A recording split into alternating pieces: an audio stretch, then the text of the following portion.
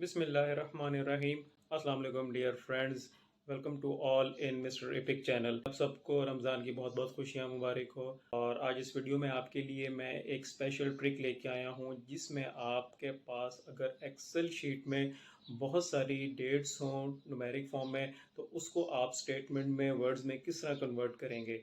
तो आइए अब लैपटॉप की तरफ चलते हैं, लेकिन लैपटॉप की तरफ जाने से पहले मेरी गुजारिश है उन दोस्तों से जो इस प्लेटफॉर्म पे नए आए हैं, उनसे गुजारिश है कि वो इस वीडियो को लाइक करें, शेयर करें और चैनल को ज़रूर सब्सक्राइब करें ताकि हम एक दूसरे को ग्रो करने में एक दूसरे की हेल्प कर सकें। Thank you. आपके सामने माइक्रोसॉफ्ट एक्सेल का यूज़र इंटरफेस ओपन है। अब आपको नज़र आ रहा होगा, आपके पास लेफ्ट हैंड साइड पे डेट नज़र आ रही है, ठीक है, न्यूमेरिक फॉर्म में।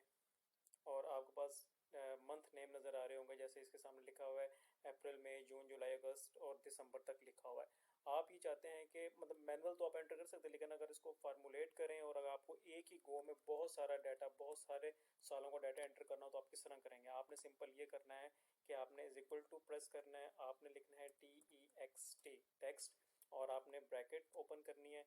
यहाँ से आपने वैल्यू लेनी है ये वाली, यहाँ पर क्लिक करना है। क्लिक करने के बाद कॉमा प्रेस करें, डबल इन्वर्टेड कॉमा प्रेस करें, यहाँ पर आपने 4 टाइम्स M प्रेस करना है।